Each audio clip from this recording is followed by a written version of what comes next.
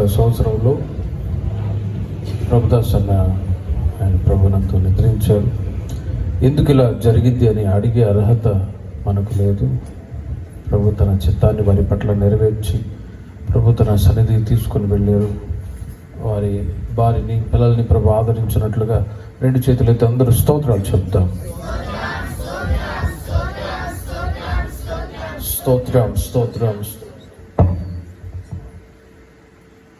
బైబిల్లో మరికొన్ని మాటలు చదువుకుందాం. మత్తయి సువార్త 5వ అధ్యాయం 4వ వాక్యములో, దుఃఖపడువారు ధన్యులు, వారు ఓదార్చబడుదురని వాక్య భాగంలో యేసుక్రీస్తు వారు తెలియచేసి ఉన్నారు. దుఃఖపడువారు ధన్యులు, వారు ఓదార్చబడుదురు అని. ఈ సమయంలో కుటుంబానికి, పిల్లలకి ఆదరణ కావాలి, ఓదార్పు కావాలి. కనుకనే ఈ గుడికి ఏర్పాటు చేయబడి ఉన్నది. ఈ మాటల చేత ప్రభు వారిని ఆదరించునుగాక. నీతిమంతుని జ్ఞాపకం చేసుకుంటే ఆశీర్వాదకరము, వారు నిత్యము జ్ఞాపకాలలో ఉంటారని ఎన్నో మాటలు వింటూ ఉన్నాం. కానీ ప్రేమిన వర్లరా, వాక్యములో దుఃఖపడు వారికి ఒక ఆదరణ, ఓదార్పు అనేది చాలా ముఖ్యమైనది. 2 రకములైనటువంటి దుఃఖాలు ఉన్నాయి. కొరింథీయులకు రాసిన 2వ పత్రిక 7వ అధ్యాయం 10వ వాక్యములో 2 రకములైనటువంటి దుఃఖం. ఒకటి దైవ చిత్తానుసారమైనటువంటి దుఃఖము, రక్షణార్థమైనటువంటి మారు మనసును కలుగచేయును అని. రెండవదిగా లోక సంబంధమైనటువంటి దుఃఖం. 2 Corinthians chapter 7 దైవ చిత్తానుసారమైన దుఃఖము, రక్షణార్థమైన మారు మనసును కలుగచేయును. ఈ మారు మనసు దుఃఖమును పుట్టించదు. అయితే లోక సంబంధమైన దుఃఖము మరణమును కలుగచేయునని 2 రకములైనటువంటి దుఃఖాన్ని గురించి రాయబడి ఉంది. ఈ రోజున దేవుని ప్రజలైన మనము ఈ 2 దుఃఖకరమైనటువంటి పరిస్థితుల్లో ఏ దుఃఖంలో ఉన్నారో మీకు మీరే ఆలోచించుకోనండి. సాధారణంగా లోక సంబంధమైన దుఃఖము ఉంది. రెండవది దైవ చిత్తానుసారమైనటువంటి దుఃఖము కూడా ఉంది. లోక సంబంధమైన దుఃఖము అనేది మరణాన్ని కలుగజేస్తూ ఉంది. లోకము కొరకు, లోక సంబంధమైన వాటి కొరకు, మనుషుల కొరకు, ఆస్తి కొరకు, డబ్బు కొరకు, ఇలా లోక సంబంధమైన వాటి కొరకు దుఃఖపడే, బాధపడి ఎన్నో ఇబ్బందులు తెచ్చిపెట్టుకున్న వాళ్ళు ఉన్నారు. ఆస్తుల కొరకు అవి దొరకనప్పుడు బాధపడే వాళ్ళు ఉంటారు. యేసన్న గారు చెప్పేవారు, క్రిస్మస్ పండుగ వచ్చినప్పుడు కొత్త చీర, కొత్త డ్రెస్ కొనియకపోతే దాని గురించి ఏడ్చి బాధపడే వాళ్ళు ఉన్నారు. ఆస్తి గురించి దుఃఖపడే వాళ్ళు ఉన్నారు. ఇల్లు తమ పేరు మీద రాసివ్వకపోతే దాని నిమిత్తం బాధపడే వాళ్ళు ఉన్నారు. అందు నిమిత్తం పోట్లాడి వాటిని పొందుకున్నా కూడా ఒక రోజున చనిపోయిన తర్వాత ఏవి వాళ్ళ వెంట, తమ వెంట తీసుకొని వెళ్ళలేరు. కనుకనే లోక సంబంధమైనటువంటి దుఃఖము మరణాన్ని కలుగజేస్తుంది అని బైబిల్ తెలియజేస్తుంది. బైబిల్ యొక్క ఆధారాన్ని బట్టి మీకు తెలియజేస్తాను. ఆదికాండం 24వ అధ్యాయం 67వ వాక్యములో, ఆదియాగమం 24వ అధికారం 67వ వచనములో, ఇస్సాకు తల్లి అయిన శారా గుడారములోనికి ఆమెను తీసుకొని పోయెను. అట్లు అతడు రిబ్కాను పరిగ్రహింపగా ఆమె అతనికి భార్య అయ్యెను. అతడు ఆమెను ప్రేమించెను. అప్పుడు ఇస్సాకు తన తల్లి విషయమై దుఃఖ నివారణ పొందెను అని రాయబడి ఉంది. అక్కడ ఇస్సాకు తన తల్లిని ఎక్కువగా ప్రేమించేవాడు. తల్లి అంటే ఎవరికైనా ప్రేమే ఉంటుంది. ఎందుకంటే ఆమె పెంచి పెద్ద చేసి ఉంటుంది, పరామర్శించి ఉంటుంది. తల్లి అంటే, మదర్ అంటే అందరికీ ప్రేమ. ఇస్సాకు కూడా తల్లిని ఎంతో ప్రేమించిన వాడు. కానీ ఆమె సమయం వచ్చినప్పుడు, వయసు వచ్చినప్పుడు, ఆమె కాలం వచ్చిన తర్వాత కన్నుమూసింది. అతని నిమిత్తం ఎంతో బాధపడ్డాడు ఇస్సాకు, మా అమ్మ చనిపోయింది అని. కానీ చనిపోయినటువంటి తన తల్లి గురించి ఎన్ని రోజులను దుఃఖపడతాడు, ఎన్ని రోజులను బాధపడతాడు. ప్రేమిన వర్లరా, ఇక పెళ్ళైన తర్వాత తన తల్లిని గురించినటువంటి దుఃఖ నివారణ పొందిన అని రాయబడి ఉంది. ఎందుకంటే తల్లి చనిపోయింది. చనిపోయినటువంటి తల్లి గురించి ఎన్ని రోజులు దుఃఖపడి బాధపడ్డా దెర్ ఇస్ నో యూస్, ప్రయోజనం లేదు. కాబట్టి ఇక దుఃఖ నివారణ పొందెను అని వ్రాయబడి ఉంది. ఇది ఏ దుఃఖము అంటే, ఇది లోక సంబంధమైనటువంటి దుఃఖము. సహజంగా మనిషి యొక్క ఆయుష్ ఒక 50 సంవత్సరాలు, 60 సంవత్సరాలు, 70 సంవత్సరాలు అధిక బలం ఉంటే కానీ ఏదో ఒక రోజున ఈ లోకాన్ని నుంచి వెళ్ళిపోవలసిన వారమే. ముందుగా కాలానికి ముందుగా వెళ్ళిన వాళ్ళు ధన్యులను బైబిల్ తెలియచేస్తూ ఉంది. ముందుగా ప్రభుదాస్ గారు వెళ్ళారు గత సంవత్సరంలో. మనము కూడా ఒక రోజు ఏదో ఒక రోజున వెళ్తాం, వన్ బై వన్. కానీ ప్రియమైన వాళ్ళరా, క్రీస్తునందు మృతి చెందిన మృతులు ధన్యులని వ్రాయబడి ఉంది. ప్రభునందు మారుమనసు పొంది బాప్తిసం తీసుకొని సంఘ సహవాసములో ఒక పరిశుద్ధమైన ఉన్నతమైన జీవితాన్ని జీవించిన వాళ్ళు నిత్య నివాసములో ఉంటారు. అట్టి ధన్యతని ప్రభుదాస్ గారు పొంది ఉన్నారు. అందుకు దేవునికి మహిమ కలుగును గాక. ప్రేమిన వర్లారా, ఇది లోక సంబంధమైనటువంటి దుఃఖం. ప్రతి ఒక్క మనిషి ఒక రోజున వెళ్ళవలసిన వాళ్ళే. ఇస్సాకు తన తల్లి కొరకు దుఃఖపడి బాధపడ్డాడు. వివాహమైన తర్వాత తల్లి మీద ఉన్నటువంటి దుఃఖాన్ని విడిచిపెట్టాడు. ఇది లోక సంబంధమైనటువంటి దుఃఖం. ஆதி ஆகமம் 27 அதிகாரம் 41 వచనத்திலே நாம் படிக்கும்போது అక్కడ కూడా తన తండ్రి యాకోబుకి ఇచ్చిన దీవెన నిమిత్తము ఏశావు అతని మీద పగపట్టెను. మరియు ఏశావు నా తండ్రిని గురించిన దుఃఖ దినములు సమీపముగానున్నవి. అప్పుడు నా తమ్ముడైన యాకోబును చంపెదను అనుకొనెను. అక్కడ ఏశావు యాకోబు ఇద్దరు అన్నదమ్ములు. వారు తండ్రి చెంత చక్కగా పెరుగుతున్నవాడు. ఒక యుక్త వయసు వచ్చినప్పుడు, తండ్రి వృద్ధాప్యంలోనికి వచ్చినప్పుడు తండ్రి వారిని ఆశీర్వదించాలని కోరుకున్నాడు. ఆ సమయంలో పెద్ద కుమారుడైన ఏశావును పిలిచాడు, ఆశీర్వదిస్తాను రమ్మని. కానీ అంతకు మునిపే యాకోబు వెళ్ళి తన అన్న పొందుకోవలసినటువంటి ఆశీర్వాదాలన్నీ తన తండ్రి అయిన ఇస్సాకు దగ్గర పొందుకున్నాడు.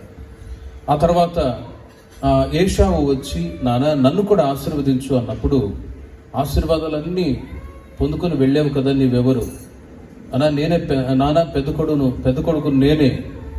మరి ఆశీర్వాదాలు ఎవరు తీసుకుని వెళ్ళారు? చూస్తే అక్కడ ఏశావు పొందవలసినటువంటి జ్యేష్ఠత్వపు ఆశీర్వాదాలన్నీ యాకోబు పొందుకొని వెళ్ళిపోయాడు. అందు నిమిత్తం ఏశావు యాకోబుతో పగతో ఉన్నాడు. ఎప్పుడు దొరికితే అప్పుడు నా తమ్ముని చంపేస్తాను, అప్పుడు నా కుమారుడు నాకు ఒక దుఃఖ నివారణ కలుగుతుంది అని తన మనసులో తన తమ్ముని మీద కోపంతో ఉన్నాడు ఏశావు. ప్రియమైన వారలారా, ఇద్దరు అన్నదమ్ములే. కానీ పెద్ద అయిన తర్వాత వాళ్ళు ఆశీర్వాదాలు పొందు నిమిత్తమై ప్రాకులాడుతూ వచ్చారు. కానీ ఆశీర్వాదాలు జ్యేష్ఠత్వపు హక్కు తమ్ముడు పొందుకొని ఉండగా ఏశావు యాకోబు మీద ఎడతెగని పగ కలిగి ఉన్నాడు. ఎక్కడైనా దొరికితే అతడు వాడిని చంపేస్తాను అని. అప్పుడు నాకు దుఃఖ నివారణ, అప్పుడు నాకు నెమ్మది కలుగుతుంది అనుకున్నాడు. చూడండి, అన్నదమ్ములే కానీ ఆస్తుల దగ్గర గొడవలు వచ్చి వారిద్దరికి సమాధానం లేని పరిస్థితుల్లో తమ్ముని చంపేస్తేనే నాకు నెమ్మది కలుగుతుంది, దుఃఖ నివారణ కలుగుతుంది అని ఆలోచిస్తూ ఉన్నాడు. ఇది ఎలాంటి దుఃఖము అంటే ఇది కూడా లోక సంబంధమైన దుఃఖము. ఈ రోజుల్లో తల్లిదండ్రి దగ్గర అన్నదమ్ములు, అక్క చెల్లెలు, పిల్లలు పెంచబడుతూ ఉంటారు. పెళ్ళైన తర్వాత ఆస్తుల దగ్గర గొడవలు ఆడుకుంటూ ఉంటారండి. కానీ ప్రేమిన వర్లారా, ఈ లోకంలో మానవుడు ఎంత సంపాదించినా కూడా వాటన్నిటినీ ఒక రోజున విడిచిపెట్టి వెళ్ళవలసిన వారమే. అన్నదమ్ముల ఉండి కూడా వాళ్ళు ఆస్తుల దగ్గర గొడవపడి, ఆశీర్వాదాల దగ్గర గొడవపడి పగతో ఉన్నారు. చంపితే గాని నాకు నెమ్మది కలగదు అని అనుకుంటాడు ఏశావు. కానీ ప్రియమైన వర్లారా, ఈ లోకంలో ఏది కూడా స్థిరమైనది కాదు. బైబిల్ చెప్తూ ఉంది, పౌలు గారు తెలియజేస్తారు, మీరు సాధ్యమైనంత వరకు అందరితో సమాధానముగా ఉండుడి. హల్లెలూయా. డబ్బు, ఆస్తి, వెండి, బంగారు ఇవి ఏవి కూడా మన వెంట రానే రావు. మన క్రియలు మన వెంట వస్తాయి. కాబట్టి ఆనాడు ఏశావు కోపంతో పగతో ఉండి నా తమ్ముని చంపితే తప్ప నాకు ఆదరణ, నెమ్మది కలగదు అనుకున్నాడు. ఇది కూడా లోక సంబంధమైన దుఃఖము. 2 సమూయేలు 2వ గ్రంథం 13వ అధ్యాయం 37వ వాక్యాన్ని మీరు గమనించినట్లయితే, అయితే అబ్షాలోము పారిపోయి అమీహూదు కుమారుడైన తల్మాయి అని గెషూరు రాజునొద్ద చేరెను. దావీదు అనుదినము తన కుమారుని కొరకు అంగలార్చుచుండెను. అబ్షలోము పారిపోయి గెషూరునకు వచ్చి అక్కడ 3 సంవత్సరములున్న తరువాత రాజైన దావీదు అమ్నోను మరణమాయననుకొని అతనిని గూర్చి ఓదార్పు నొందిన వాడై అబ్షలోమును పట్టుకొనవలెనన్న ఆలోచన మానెను. చూడండి, అక్కడ దావీదుకు చాలా మంది కుమారులు ఉన్నారు. వాళ్ళలో అమ్నోను, అబ్షలోము, ఇంకా చాలా మంది అన్నదమ్ములు కూడా ఉన్నారు, పిల్లలు కూడా ఉన్నారు. అమ్నోను ఒకసారి సొంత చెల్లిని పాడు చేశాడండి. అందు నిమిత్తం వాళ్ళ సహోదరుడైన అబ్షలోము సొంత చెల్లిని నువ్వు పాడు చేసావని చెప్పి అబ్షలోము అమ్నోనును చంపాలని ఆలోచిస్తూ ఉన్నాడు. అతన్ని చంపాలనుకున్నాడు. వాళ్ళిద్దరి మధ్యలో భయంకరమైనటువంటి కోపం, ద్వేషం, సొంత చెల్లిని పాడు చేశాడని. రోజులు గడిచిపోతూ ఉన్నాయి. ఒకసారి చాలా విషయాలు ఉన్నాయి కాబట్టి క్లుప్తంగా చెప్తూ ఉన్నాను. ఒకసారి అమ్నోను మరణమైన సంగతి దావీదు తెలుసుకున్నప్పుడు స్వంత చెల్లిని పాటు చేసిన వాడు బ్రతకూడదని దావీదు కూడా ఆలోచనే. ఆ అబ్షలోము కూడా చంపాలని ఆలోచిస్తూ ఉన్నాడు. అయితే మొత్తానికి ఆ అధ్యాయంలో మీరు తర్వాత చదువుకునండి. అమ్నోను మరణమైననే సంగతి దావీదు తెలుసుకున్నప్పుడు అబ్షలోమును పట్టుకొనవలనన్న ఆలోచన మానుకున్నాడు. ఓదార్పు నొందిన వాడై, పాపపు జీతం మరణము కాబట్టి అమ్నోను చేసినటువంటి ఆ దుర్మార్గమైన పనికి శిక్ష మరణం కలిగిందని దావీదు కూడా ఓదార్పు నొందాడు. సొంత తండ్రి అయినా కూడా తప్పు చేసినప్పుడు దానికి శిక్ష ఖచ్చితంగా అనుభవించవలసి వస్తుంది. లోకంలో చాలా చోట్ల మానభంగాలు జరుగుతూ ఉంటాయి. వాళ్ళ పేరెంట్స్ అంటారు, నా కొడుకై ఉన్నా సరే వాడు ఖచ్చితంగా శిక్షకు అర్హుడు అని చెప్పి సొంత తల్లిదండ్రులు చెప్పే మాటలు మీరు విని ఉండవచ్చు. బైబిల్ కూడా అదే చెప్తుంది, పాపపు జీతం మరణము. ఎవరైనా కూడా పాపానికి శిక్ష, మరణాన్ని అనుభవించవలసిన వాళ్లే. కానీ ప్రియమైన వర్లరా, దావీదు ఓదార్పు నొందిన వాడై, ఇది కూడా లోక సంబంధమైనటువంటి దుఃఖము. లోకములో తల్లిదండ్రి పిల్లలు ఎంతమంది ఉన్నా కూడా వారు చేసినటువంటి పాపానికి శిక్ష అనుభవిస్తున్నప్పుడు దాని గురించి దుఃఖపడి బాధపడిన అవసరమే లేదు. దానికి శిక్ష అనుభవిస్తూ ఉన్నప్పుడు తల్లిదండ్రులు కూడా సంతోషపడుతూ ఉంటారు, ఎందుకంటే చేసిన పాపానికి తగిన శిక్ష అనుభవిస్తూ ఉన్నారు అని. ఇది కూడా లోక సంబంధమైనటువంటి దుఃఖమే. బైబిల్ యొక్క ఆధారాన్ని బట్టి మీకు తెలియజేస్తున్నాను. అక్కడ సమూయేలు మొదటి గ్రంథం 9వ అధ్యాయం 5వ వాక్యములో కూడా, సమూయేలు మొదటి గ్రంథం 9వ అధ్యాయం 5వ వాక్యములో వారు నూపు దేశమునకు వచ్చినప్పుడు మనము తిరిగి వెళ్ళదము రమ్ము, గార్ధబొమ్మల కొరకు చింతింపక నా తండ్రి మన కొరకు విచారపడునేమో అని సౌలు తన యొద్దనున్న పనివానితో అనగా. చూడండి, అక్కడ కీషు అనే ఒక భాగ్యవంతుడు ఉన్నాడు.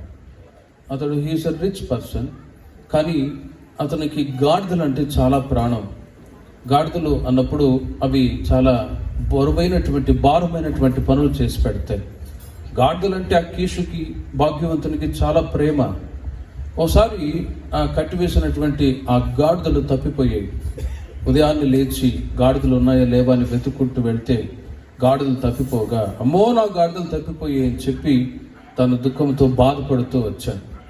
అందు నిమిత్తం తన కుమారుడైన సౌలుని, ఆ తర్వాత ఒక దాసుని పిలిపించి, మీరు అర్జెంటుగా వెళ్ళి నా గాడిదలు ఎక్కడ పోయాయో మీరు వెతుక్కొని రండి అని చెప్పాడు. ప్రేమిన వర్లరా, ఈ కీషు అనే భాగ్యవంతుడు చూడండి, అతడు బాధపడుతున్నాడు, చింతపడుతూ ఉన్నాడు గాడిదల కొరకు. ఎవరైనా బాధపడతారా, చింత చేస్తారా? ఆ మధ్య ఒక ఆమెను అడిగాను, చర్చికి ఎందుకు రావట్లేదమ్మా అంటే, దూడ చచ్చిపోయిందయ్యా, నేను అందుకే చర్చికి రాను అంటది. దూడకి ప్రార్థనకి ఏం సంబంధం అమ్మా అంటే, బ్రతికితే వస్తాను అనుకున్నాను, చచ్చిపోయింది కాబట్టి నేను రాను. ఇలా ఇది లోక సంబంధమైనటువంటి దుఃఖం. ఇది కూడా ఓ దూడ చచ్చిపోతే ఇంకొక దూడ కొనొచ్చు, ఓ గాడిద చచ్చిపోతే ఇంకొక గాడిద కొనొచ్చు, ఓ బొచ్చుకుక్క చచ్చిపోతే ఇంకో బొచ్చుకుక్క కొని తీసుకోవచ్చు. ఇది లోక సంబంధమైనటువంటి దుఃఖము. ప్రభు మీతో చెప్పినట్లుగా ఈ లోక సంబంధమైన సొత్తు, ఆశీర్వాదాలు, డబ్బు, వెండి, బంగారు, వీటి కొరకు, హీనమైన వాటి కొరకు బాధపడే వాళ్ళు ఉన్నారు. కానీ ప్రేమిన వర్లరా, లోకములో ఏ హీనమైన వాటికి కూడా ఏ ఒక్కరూ బాధపడకూడదు. హల్లెలూయా. ఈ లోకంలో ఎన్ని ఉన్నా కూడా మనం ఉన్నంత వరకే అనుభవిస్తాం. కానీ ఒక రోజున అవన్నీ కూడా వదిలిపెట్టి వెళ్ళవలసిన వాళ్ళమే. లోక సంబంధమైన వాటి కొరకు ఇప్పుడు కూడా దేవుని ప్రజలు బాధపడకూడదు. ఇది లోక సంబంధమైన దుఃఖం. లూకా సువార్త 18వ అధ్యాయం 23వ వాక్యములో ఒక ధనవంతుని గురించి బైబిల్లో రాయబడి ఉంది. అతడు మిక్కిలి ధనవంతుడు గనుక ఈ మాటలు విని మిక్కిలి వ్యసనపడగా యేసు అతన్ని చూచి ఆస్తి గలవారు దేవుని రాజ్యంలో ప్రవేశించుట ఎంతో దుర్లభము. చూడండి, ఆ ధనవంతుడు యేసుక్రీస్తు దగ్గరకు వచ్చి, నేను నిత్య రాజ్యానికి వారసున్న వాళ్ళంటే నేనేం చేయాలని అడిగాను. యేసయ్య అంటూ ఉన్నారు, మోషే చెప్పిన 10 ఆజ్ఞలు నీవు పాటించాలి. అతను అంటాడు, చిన్న వయసు నుండి నేను వీటన్నిటిని పాటిస్తూ ఉన్నాను. అయితే యేసయ్య అంటాడు, నీకు ఒకటి కొదువుగా ఉంది, నీకు కలిగినవన్నీ కూడా బీదలకు ఇచ్చి నన్ను వెంబడించు అంటాడు. ఆ సమయంలో అతను దుఃఖపడి బాధపడుతూ ఉన్నాడు. దుఃఖముతో అతడు వెళ్ళిపోయినట్లుగా బైబిల్లో రాయబడి ఉంది. ఇంత ఆస్తి, డబ్బు, వీటిని వదులు పెట్టుకొని నేను ఎలా వెళ్ళేది? ఇంపాసిబుల్, నేను క్రీస్తును వెంబడించలేను అని అతను వెళ్ళిపోయాడు. ఎందుకంటే తాను సంపాదించినటువంటి ఆస్తి అంత గొప్పది. అందుకే అప్పుడు యేసయ్య అంటాడు, ధనవంతుడు దేవుని రాజ్యంలో ప్రవేశించుట కంటే సూది బెచ్చములో ఒంటె దూరట సులభము. ప్రేమిల వర్లరా, ఆ ధనవంతుడు తన ధనాన్ని గురించి గర్వపడుతూ ఉన్నాడు, అహంకారపడుతూ ఉన్నాడు. కానీ బైబిల్ చెప్తుంది, ధనము సమస్త విధములైన కీడులకు మూలము. ఈ లోకంలో ధనము బ్రతకడానికి అవసరమే. ధనం పెరిగి కొలది, డబ్బు పెరిగి కొలది, వాటి ద్వారా సమస్యలు, మరణాలు కూడా లోకంలో జరుగుతూ ఉన్నాయి. కానీ నిజమైనటువంటి ధననిధి ఎవరో తెలిసిన? యేసుక్రీస్తే నిజమైన ధననిధి. చప్పట్లు కొట్టండి గట్టిగా. Is our treasurer. యేసుక్రీస్తే మనకు ధననిధి. ధననిధి అయిన క్రీస్తు మనకు ఉన్నప్పుడు రోమా పత్రికలో పౌలు గారు అంటారు, యేసుక్రీస్తునే మనకు స్వంత కుమారుడైన ఆయననే మన కొరకు ఆయన అప్పగించి ఉండగా, యేసయ్యతో పాటు సమస్త ఆశీర్వాదాలు కూడా తండ్రి మనకు అనుగ్రహించి ఉన్నారు. హల్లెలూయా. ప్రేమిల వర్లరా, యేసుక్రీస్తు ఆయన మనకు ధననిధి. ఆయన ఉన్నప్పుడు సమస్తము మనకు ధారాళముగా ప్రభు మనకు అనుగ్రహిస్తూ ఉన్నారు. ఆ ధనవంతుడు తన ధనాన్ని బట్టి దుఃఖపడి బాధపడి క్రీస్తును వెంబడించలేకపోయాడండి. మనకు మీతో చెప్పినట్లుగా డబ్బు, ఆస్తి, వెండి, బంగారు ఏవి ఉన్నా లేకున్నా బాధపడిన అవసరమే లేదు. ఈ లోకము స్థిరమైనది కానే కాదు. గత సంవత్సరంలో కరోనా టైంలో ఎంతో మంది డబ్బు కలిగిన వాళ్ళు చనిపోయారు, డబ్బున్న వాళ్ళు చనిపోయారు. వాళ్ళకున్న డబ్బు వాళ్ళని కాపాడలేకపోయింది. ₹1,00,00,000 ఇచ్చి ఏదైనా సుఖపడుతుంది అని చెప్పి డాక్టర్ దగ్గరకు వెళ్ళినా కూడా అక్కడ డాక్టర్లు లేరు, నర్సులు లేరు. ఎంత ఘోరమైన పరిస్థితులు ఉన్నాయో చూడండి. అందుకే ఆపత్కాలంలో ఆస్తి అక్కరకు రాదు అని బైబిల్ తెలియచేస్తుంది. కానీ లోకంలో ఉన్నప్పుడు క్రీస్తును కలిగి ఉన్న మీరే నిజమైనటువంటి ఐశ్వర్యవంతులు. హల్లెలూయా. క్రీస్తును కలిగి ఉన్న మనమే ఐశ్వర్యవంతులము. హల్లెలూయా. గనుక ప్రియమైన వారలారా, లోక సంబంధమైన ఆస్తి, సంపద లేదని ఒకవేళ మీరు బాధపడుతూ ఉంటే దాని నిమిత్తం బాధపడిన అవసరమే లేదు. యేసయ్య నీకు తోడుగా ఉండునుగాక, ఆయనే నిన్ను పోషించునుగాక, ఆయన నిన్ను కుటుంబాన్ని పోషించునుగాక. ఇది కూడా లోక సంబంధమైనటువంటి దుఃఖం. డబ్బు కొరకు, ధనం కొరకు దుఃఖపడి బాధపడ్డము. ఆ ధనవంతుడైన యవనస్తుడు క్రీస్తును వెంబడించలేకపోయాడు. 5 విషయాలు మీకు చెప్పాను బైబిల్ ఆధారాన్ని బట్టి. వాళ్ళందరూ లోక సంబంధమైనటువంటి దుఃఖాన్ని అనుభవిస్తూ వచ్చారు. కానీ రెండవదిగా రోమా పత్రికలో మనం ముందుగా చదివినట్లుగా కొరింథీ పత్రిక 2వ కొరింథీ పత్రిక 7వ అధ్యాయం 10వ వాక్యములో దైవ చిత్తానుసారమైన దుఃఖము.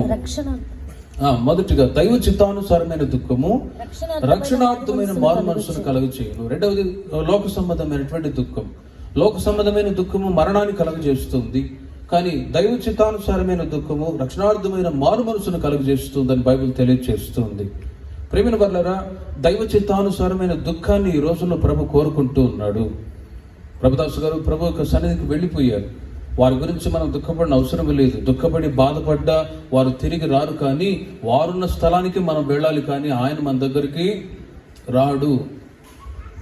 ఆయన గొప్పవాడు. ముందుగానే ప్రభు దగ్గరికి వెళ్ళిపోయి ఇంకా రాబోయే రోజుల్లో ఎన్ని కష్టాలు, శ్రమలు మనం చూడాలో. కానీ ముందుగా ప్రభు దగ్గరికి వెళ్ళిపోయారు. కానీ శారీరకంగా కొంత బాధ ఉంటుంది. అయినా కూడా ఈ మాటల చేత ప్రభు వారి కుటుంబాన్ని ఆదరించును గాక. ప్రేమిన వర్లరా, దైవ చిత్తానుసారమైన దుఃఖం ఈ రోజుల్లో మనకు అవసరం. దైవ చిత్తానుసారమైన దుఃఖము. నెహెమ్యా గ్రంథం 1వ అధ్యాయం 2-3 వాక్యాల్లో ఓసారి నెహెమ్యా అనే ఒక గొప్ప వ్యక్తి నీతిమంతుడుగా ఉన్న వ్యక్తి, అతను దేవుని యొక్క అడుగుజాడలు నడుస్తున్నటువంటి వ్యక్తి ఒకసారి రాజు దగ్గర పానదాయకుడుగా ఉండి బాధపడుతూ ఉన్నాడు. ఆ సమయంలో రాజు అడుగుతూ ఉన్నాడు, నెహెమ్యా ఏంటి నువ్వు బాధపడుతున్నావు అని. అప్పుడు నెహెమ్యా అంటాడు, నా పితరుల పట్టణం పాడై ఉండగా నేను బాధపడకుండా ఎలా ఉండగలను? ఏమైంది? యెరూషలేము పట్టణం పాడైపోయింది కదా. యెరూషలేములో ఉన్నటువంటి మందిరం, పట్టణం, అక్కడ నివాసం చేస్తున్న నివాస స్థలాలన్నీ శత్రువులు పాడు చేశారు. అందు నిమిత్తం నాకు బాధ కలుగుతుంది అన్నప్పుడు ఆ రాజు అంటాడు, నీవు వెళ్ళి పాడైపోయినటువంటి ఆ పట్టణాన్ని మరలా కట్టుకోమని చెప్పాడు. ప్రేమిన వర్లరా, 12వ అధ్యాయం 43వ వాక్యములో, నెహెమ్యా గ్రంథం 12వ అధ్యాయం 43వ వాక్యములో, వారు ఆ యెరూషలేము యొక్క పట్టణం పాడి ఉన్నప్పుడు ఎంత ప్రారంభ దశలో వాళ్ళు దుఃఖపడి బాధపడి ఏడుస్తూ వచ్చారో 12వ అధ్యాయానికి వచ్చేసరికి ఆ మాటను మీరు చూడండి. దేవుడు తమకు మహా ఆనందము కలుగజేసి, దేవుడు తమకు మహా ఆనందము కలుగజేసి, ఆ దినమున వారు గొప్ప బలులను అర్పించి సంతోషించిరి. వారి భార్యలు పిల్లలు కూడా సంతోషించిరి. అందువలన యెరూషలేములో పుట్టిన ఆనంద ధ్వని బహు దూరమునకు వినబడెను. ప్రియమైన వారలారా, వాళ్ళు యెరూషలేము యొక్క పట్టణము, ప్రాకారాలు, ఇతరుల సమాధులు అవన్నీ నాశనం అయిపోయి ఉండగా, శత్రువులు పాడు చేసి ఉండగా నెహెమ్యా బాధపడి ఏడ్చాడు. కానీ రాజు నీవు వెళ్ళి ఆ పట్టణాన్ని మరలా కట్టమని పర్మిషన్, అధికారాన్ని ఇచ్చినప్పుడు నెహెమ్యా తనతో కూడా కొంతమంది వెళ్ళిపోయి పాడైపోయినటువంటి ఆ ప్రాకారాలని, గుమ్మములని, యెరూషలేము పట్టణాన్ని మరలా వారు తిరిగి కట్టిరి. హల్లెలూయా. కట్టినప్పుడు ప్రతిష్ఠ రోజు వచ్చినప్పుడు వాళ్ళు ఎంత సంతోషపడ్డారంటే, ప్రారంభంలో వాళ్ళు దుఃఖపడ్డారు, కన్నీళ్లతో ఉన్నారు. కానీ 12వ అధ్యాయానికి వచ్చేసరికి వాళ్ళు సంతోషించిన సంతోషం ఆకాశమునంటెను. హల్లెలూయా. ఒక హయ్యర్ జాయ్, హయ్యర్ హ్యాపీనెస్, ఒక గొప్ప సంతోషాన్ని వాళ్ళు అనుభవించినట్లుగా మనం చదువుతూ ఉన్నాం. ప్రేమిల వర్లరా, ప్రారంభ దశలో దుఃఖము, కానీ 12వ అధ్యాయానికి వచ్చేసరికి వాళ్ళు ఆ మందిరం, పాడైపోయినటువంటి ఆ మందిరాన్ని గురించి మొదట బాధపడ్డారు, కానీ ప్రతిష్ఠ రోజు వచ్చినప్పుడు సంతోషపడ్డారు. ఇది భౌతికంగా ఒక మందిరము కానీ, ఒక ఇల్లు కానీ కట్టుకున్నప్పుడు సంతోషపడే సంతోషాలు, ఆనందాలు ఉంటాయి. మరొక మీతో చెప్పినట్లుగా ఈ లోకంలో నివాస స్థలాలు కూడా శిథిలమైపోయేవి. యెషయా గ్రంథంలో రాయబడి ఉంది, రమ్యమైన పట్టణాలు పాడుదిబ్బగా మార్చబడిపోతాయి అని. ఈ రోజుల్లో అక్షరాల దేవుని యొక్క మాటలు నెరవేర్చబడుతూ ఉన్నాయి. ఉక్రెయిన్ ఆ ప్రాంతాన్ని గమనించినప్పుడు అది ఎంతో సుందరమైనటువంటి పట్టణం. ఈ రోజున అది పాడుదిబ్బగా మార్చిపడిపోయింది. రాబోయే రోజుల్లో ఇంకా ఎన్నో కార్యాలు జరగబోతున్నాయని బైబిల్లో ముందుగా వ్రాయబడి ఉంది. అయితే ఇక్కడ మనం నివాసం చేస్తున్నటువంటి ఈ శిథిలం, అది ఈ గుడారం శిథిలమైపోయినా కూడా ఇన్ ఇటర్నిటీ, నిత్యత్వంలో మన కొరకు దేవుడు ఒక నివాస స్థలాన్ని ఏర్పాటు చేసి ఉన్నారు. హల్లెలూయా. అందుకే యోహాను సువార్త 14వ అధ్యాయం 1వ వాక్యంలో, 2వ వాక్యంలో మీరు చదివినట్లయితే, నేను తండ్రి యొద్దకు వెళ్ళుచున్నాను, మీకు నివాస స్థలము ఆ మాటను చదవండి. మీ హృదయమును కలవరపడనీయకుడి. మీ హృదయము కలవరపడనీయకుడి. దేవుని యందు విశ్వాసం ఉంచుచున్నారు. దేవుని యందు విశ్వాసం ఉంచుచున్నారు. నా యందును విశ్వాసం ఉంచుడి. నా యందును విశ్వాసం ఉంచుడి. నా తండ్రి ఇంట అనేక నివాసములు కలవు. లేని ఎడల మీతో చెప్పుదును. మీకు స్థలము సిద్ధపరచ వెళ్ళుచున్నాను. నేను వెళ్ళి మీకు స్థలము సిద్ధపరిచిన ఎడల నేను స్థలములో మీరును ఉండులాగున. చూడండి, యేసుక్రీస్తు లోకములో 33.5 సంవత్సరం జీవించారు. ఆఖరి సమయంలో మన కొరకై తన ప్రాణాన్ని త్యాగము చేసి ఆయన మరణించి సమాధి చేయబడి 3వ దినమున పునరుత్థానుడయ్యాడు. ఇప్పుడు ఆయన ఎక్కడ ఉన్నాడు అంటే తండ్రి కుడి పార్శ్వమున ఆసీనుడై ఉన్నాడు. ఆయన అక్కడ ఉండి మనకు నివాస స్థలాన్ని సిద్ధపరుస్తూ ఉన్నారు. మనం కూడా ఒక రోజున వెళ్తాం. ముందుగా వెళ్ళిన వాళ్ళు ధన్యులు, మనం కూడా వెళ్తాం. మనం నివాసం చేస్తున్నటువంటి ఈ గుడారము, ఇవి శిథిలమైపోయేవి. కానీ దేవుడు సిద్ధపరిచినటువంటి ఆ నివాస స్థలాలు స్థిరమైనవి, నిత్య నివాస స్థలాలు. హల్లెలూయా. ఆ సియోను, యెరూషలేము, ఆ పట్టణాలు స్థిరమైనవి, అన్షేకబుల్. ఆ పట్టణాలు ఏ ఒక్కరూ కదిలించలేరు, కదిలించబడనివి. ఆ నివాస స్థలము కొరకై దేవుడు ఇదిగో ఈ సంఘ సహవాసాన్ని, సేవకుల సహవాసాన్ని, ఈ ప్రార్థనలు, ఈ ఉపదేశాలు, ఇవన్నీ దేవుడు మనకిచ్చాడు. ఒక రోజున ఆ నివాస గృహానికి మనము చేరాలని. హల్లెలూయా. కనుక ప్రియమైన వర్లరా, లోక సంబంధమైన విషయాలలో మీరు బాధపడిన అవసరం లేదు. డబ్బు కొరకు, ఆస్తి కొరకు, మనకు ఒకవేళ పేరెంట్స్ అయి ఉన్నా కూడా ముందుగా వెళ్ళిపోయి వాళ్ళు ప్రభునందు నిద్రించి ఉండవచ్చు. ప్రతి ఒక్కరు ఒక రోజున వెళ్ళవలసిన వాళ్ళమే. కానీ మనకు ఒక నిరీక్షణ ఏంటంటే, కన్నుమూసిన మరుక్షణం నేను యేసయ్య దగ్గర ఉంటాను. హల్లెలూయా. అది మనకు ఒక నిరీక్షణ. లోకంలో ఉంటున్న ప్రజలకు ఆ నిరీక్షణ లేదు, కానీ మనకు ఆ నిరీక్షణ ఉన్నది. కాబట్టి ఏ ఒక్కరూ బాధపడిన అవసరం లేదు. ప్రభుని జ్ఞాపకం చేసుకొని ప్రభు సంఘ సహవాసములో ఇలాగే మీరు దేవుని ప్రజలుగా, మీరు మీ పిల్లలు దేవుని మందిరావరణములో వర్ధిల్లుదురుగాక. అప్పటి ఒక రోజున ప్రభు వస్తాడు. ఆయన సిద్ధపరిచిన స్థలములో, నివాస స్థలములో మనల్ని కూడా చేరుస్తాడు. ప్రియమైన వారలారా, కనుక ఈ రోజుల్లో మనం బాధపడవలసిన బాధ, దుఃఖం ఏంటో తెలుసునా? దైవ చిత్తానుసారమైనటువంటి దుఃఖము. ఒక పాపాత్మురాలైన స్త్రీ తాను దుఃఖపడి బాధపడుతూ ఉంది. యేసయ్య పాదాల దగ్గరకు వచ్చి కన్నీళ్లు విడిచి తాను పశ్చాత్తాపడుతూ ఉంది. తాను చేసినటువంటి పాపాలని, పొరపాటుని బట్టి ఆమెకు దుఃఖం కలుగుతుంది. అది దైవ చిత్తానుసారమైనటువంటి దుఃఖం. లోక సువార్తలో మనం చదువుతాం, యేసయ్య పాదాల దగ్గర ఆమె వచ్చి తమ పాపానికి ప్రాయశ్చిత్తం చేసుకుంటూ ఉండగా యేసయ్య అంటాడు, అమ్మా, నీ విశ్వాసము నిన్ను రక్షించినది, సమాధానము గల దానవే వెళ్ళు అని ఆ పాపాత్మురాలని, ఆ స్త్రీ యొక్క పాపాలన్నీ యేసుక్రీస్తు వారు క్షమించరి. హల్లెలూయా. ఆమె దైవ చిత్తానుసారమైన దుఃఖంతో వచ్చింది. ఆమె చేసినటువంటి పాపానికి ప్రాయశ్చిత్తం చేసుకోవడానికి కన్నీళ్లు విడిచి ప్రార్థన చేసుకున్నది. ఇది దైవ చిత్తానుసారమైన దుఃఖం. కనుకనే ఆమె రక్షణ యేసుక్రీస్తు దగ్గర పొందుకొని ఆమె వెళ్ళింది. ప్రియమైన వారలారా, ఈ రోజుల్లో బాధపడాలి. ఎందుకో తెలుసునా? పాపపు ప్రాయశ్చిత్తం కావాలి, అందునిమిత్తం బాధపడాలి. పాపములో, చీకట్లో ఏమాత్రం దేవుని ప్రజలు ఉండకుండా ఎవరి జీవితాన్ని వాళ్ళు కాల్చుకుంటూ రక్షణ అనుభవించిన దేవుని ప్రజలైన మీరు ఇంకా రక్షణలో మీరు ఆత్మీయంగా అభివృద్ధి చెందుదురుగాక. పాపంలో ఉంటున్న వాళ్ళు దుఃఖంతో ఉంటారు. ఆనందము, సంతోషం అనేది కనిపించదు. ఒక దొంగ ఎక్కడో దొంగతనం చేసుకొచ్చి ఇక్కడ దాక్కున్నాడు అనుకోండి, వాడికి ప్రతి క్షణం భయమే ఉంటుంది, కలవరమే ఉంటుంది. ఎందుకంటే పోలీసు వాళ్ళు వచ్చి ఎప్పుడు తల్లి ఏడ్చుకొని వెళ్ళిపోతారో అన్నట్టుగా. కానీ మంచితనం కలిగిన వాడు, నిజాయితీగా ఉన్నవాడు ఎల్లప్పుడూ హ్యాపీగానే ఉంటాడు. హల్లెలూయా.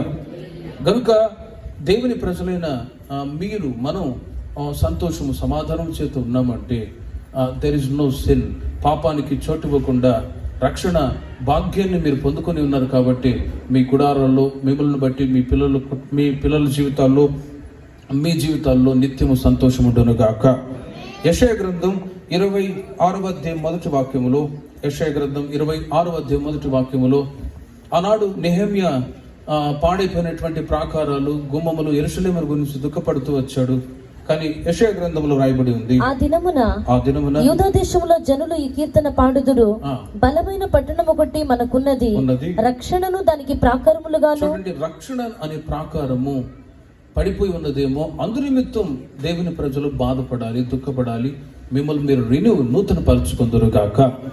ప్రభు సన్నిధిలో మీరు రక్షించబడ్డవాడు, బాప్టిజం తీసుకున్నవాడు, దేవుని సన్నిధికి వస్తున్నవాడు, ఎక్కడ మీరు రక్షణ ఆనందాన్ని కోల్పోయి ఉన్నారో, ఒకవేళ సంతోషము లేకుండా, సమాధానం లేకుండా ఉన్నారో, మిమ్మల్ని మీరు రిన్యూ చేసుకున్నట్టు ద్వారా మరలా మీరు ఎల్లప్పుడూ సంతోషంగా ఉండేటట్లు నా దేవుడు చేయునుగాక.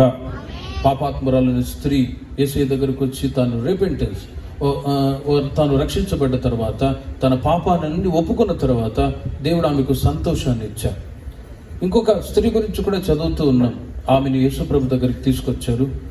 బోధకుడా, ఈమె పాపం చేస్తున్నప్పుడు పట్టుకొని వచ్చాం, ఇలాంటి వాళ్ళని రాళ్ళతో కొట్టి చంపమని చెప్పారు. మోషే చెప్తూ ఉండగా నువ్వేం చెప్తావు అని అంటాడు. యేసయ్య ఒక్క మాట అంటాడు, ఇదిగో ఎవరు మీలో పాపం చేయలేదో వాడే మొట్టమొదట ఆ మీద రాయి వేయాలి. కానీ ప్రియమైన వాళ్ళరా, ఆ మీద ఏ ఒక్కరు రాయి వేయలేకపోయారు. కారణం ఏంటంటే ఆమెను పట్టుకొని తీసుకొచ్చిన వాళ్ళేమో దొరకని దొంగలు, ఆమె దొరికింది కాబట్టి దొంగ అయిపోయింది. ప్రియమైన వాళ్ళరా, వాళ్ళేమో దొరకని దొంగలు, ఎవరికి కనబడలేదులే అనే సీక్రెట్ సిన్తో వాళ్ళు జీవిస్తూ ఉన్నారు.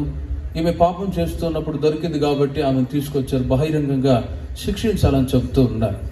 కానీ ప్రియమైన వాళ్ళరా, హృదయపు అంతరంగాన్ని పరిశీలించే దేవుడు మన దేవుడు. హల్లెలూయా. పై రూపాన్ని చూసే దేవుడు కాదు.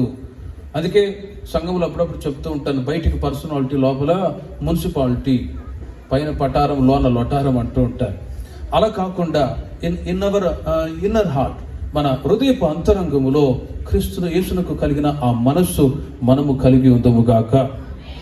ఆ స్త్రీతో యేసే అంటాడు, మరి ఎక్కువ కీడు కలగకుండా నిమిత్తం నీవు పాపము చేయుకొని, మరి ఒక స్త్రీ చేసినటువంటి పాపాలన్నీ క్షమించి వేశా.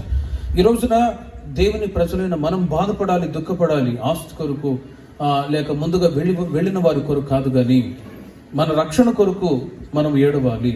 కుటుంబంలో ఇంకా ఎవరైతే రక్షణ పొందలేదో వాళ్ళ నిమిత్తం పశ్చాత్తాపడి ప్రార్థన చేయాలి. నేను నా కుటుంబం ఒక రోజున దేవుని రాజ్యంలో ఉండాలనే ఆ దుఃఖంతో దేవుని ప్రజలు ఉందరుగాక. ఒకవేళ ఆ దుఃఖంతో ఉండి బాధపడుతూ అలాగే కుమిలిపోయి ఉండమని కాదు. నాకు తెలిసిన కుటుంబంలో ఒక సహోదరి ఎప్పుడు చూసినా నా భర్త మారట్లేదు, సినిమాలు చూస్తూ ఉంటాడు, సీరియల్ చూస్తూ ఉంటాడు, బ్రదర్ ప్రార్థన చేయండి అంటూ ఉండేది.